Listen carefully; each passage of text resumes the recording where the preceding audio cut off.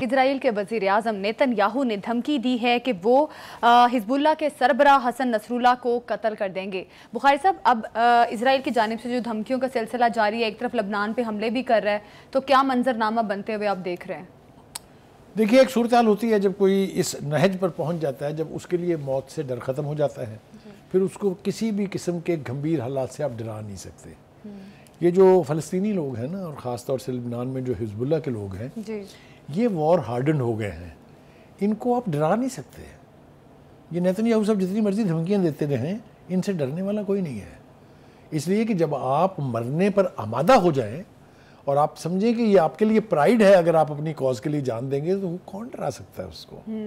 अगर डरना होता तो गजा में इतनी लाशें उठाने के बाद कौम भाग गई होती वहाँ से ना, लबनान वाले पीछे हट गए होते, आराम से बैठ के अपनी ज़िंदगी एंजॉय कर रहे होते हैं।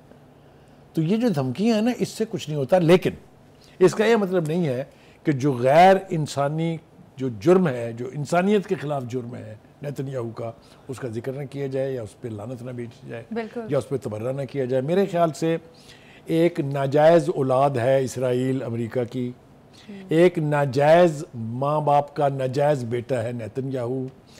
इतना बड़ा बेगैरत, इतना बड़ा बेज़मीर, इतना बड़ा बेअसूल मैंने दुनिया में कोई लीडर नहीं देखा।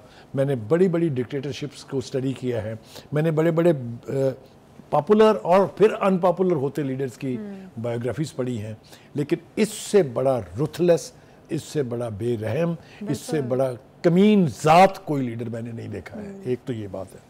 दूसरी बात यह है कि जब ऐसे शख्स की जो भी हमायत करता है, वो चाहे वेस्ट है, चाहे अमेरिका है, चाहे मुसलमान ममालिक है, उतने ही बड़े जुर्म के मुर्तकिब हो रहे हैं वो भी, उनको भी सज़ा देखे। वो जो ऊपर बैठा है ना, उसके सज़ा देने के अपने ढंग और अपने रंग हैं।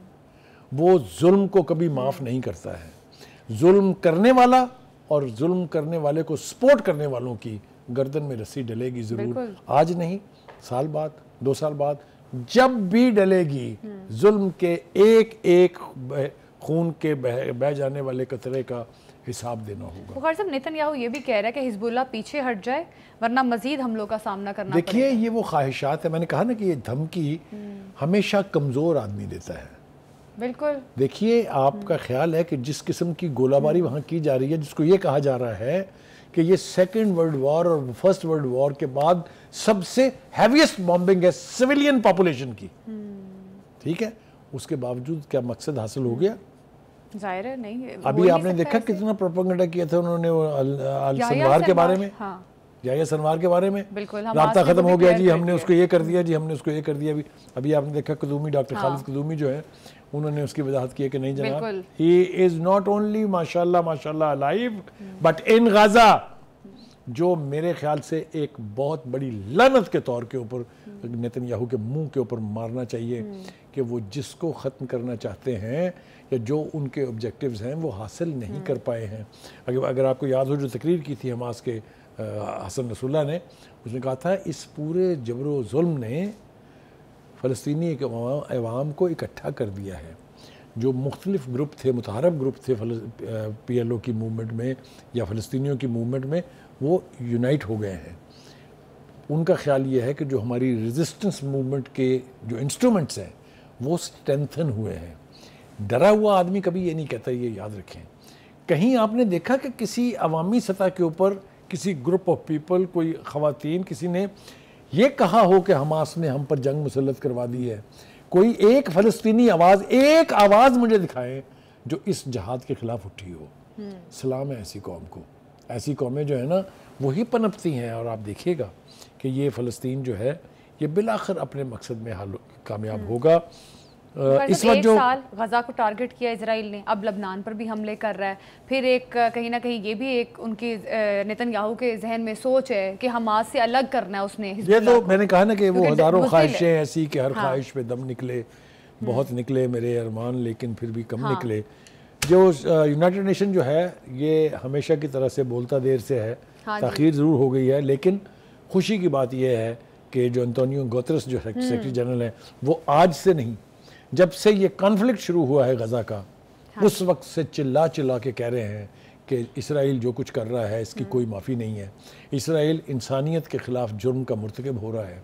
और अब उन्होंने कहा है कि इसराइल अपने उस हट धर्माना जो रवैया है या रविश है उसके तहत लेबनान तक इस जंग को लेके जा रहा है।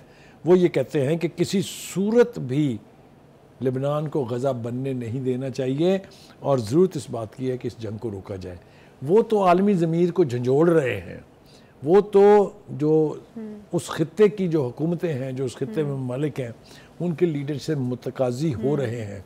लेकिन मुसलमानों के ज़मीर कब जागेंगे ये मेरे और आपके लिए तय करना मुश्किल है। लेकिन फिर मैं कह रहा हूँ और बहुत सोच समझ के कह रहा हूँ, आज खामोशी से फ़लस्तीनियों का कत्लेआम देखने वाले अफराद को ना खुदा माफ़ करेगा ना फ़लस्तीनी कौम कभी माफ़ करेगी। याद रखिए मेरी बात।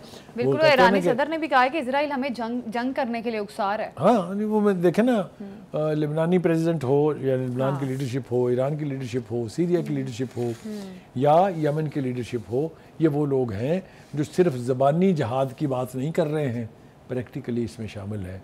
ये जितनी तंजीमात हैं, चाहे वो हमास है, चाहे वो हिज़्बुल्ला है, चाहे वो हौसीज़ हैं, who are they, who is supporting them? No other Muslim country but Iran. बिल्कुल ठीक है ना, ये तो तयशुदा बातें हैं ना। तो कहने का मतलब ये है कि ये रेजिस्टेंस जारी रहेगी, ये ख़त्म नहीं होगी। आपने कब्रिस्तान बना दिया गज़ा को, लेकिन आप ज़रा अपनी तरफ भी पलट के पीछे की तरफ देखेंगे, जो यहूदी आबादियाँ आपने कायम की थी, है कोई वहाँ जो रहने वाला हो उन घरों में? पूरे का पूरा खित्ता जो है वहाँ के लोग छोड़ के भाग गए। बिल्कुल ठीक है। अच्छा, दूसरी बात यह है कि जो आपको वहम था कि आपका जो डिफेंस सिस्टम है कोई पेनिट्रेट नहीं कर सकता, बिल्कुल, पहले हमास ने उसका मजाक उड़ाया, फिर हिज़्बुल्लाह ने उसका मजाक उड़ाया, फिर नेतन्याहू हौसियों ने की उसका मजाक मनगढ़ंत उड़ाया। चीजें, इतना सा है यमन, उसने पूरे बहरी रास्ते जो है उसकी नाकाबंदी की हुई है, कितने जहाज़ों को नुकसान पहुंच चुका है। हैविंग सेड दिस, फ़लस्तीन कायम रहेगा, फ़लस्तीन का जहाद एक दिन कामयाब होगा। बिल्कुल, इजराइल की मनगढ़ंत चीज़ें, मनगढ़ंत बयानात और नेतन्याहू की जो बड़ी बड़ी भड़कें हैं कि वो फलां मुल्क को टारगेट करेंगे, लेकिन उनको इस चीज़ का शायद आइडिया नहीं है कि इस वक्त जो इस्लामी ममालिक हैं, चंद इस्लामी ममालिक एक साथ खड़े हैं और अब उतना आसान नहीं है जिस तरह से उन्होंने गज़ा को टारगेट किया। अभी प्रोग्राम से हमें दीजिए इजाज़त, अल्लाह हाफ़िज़।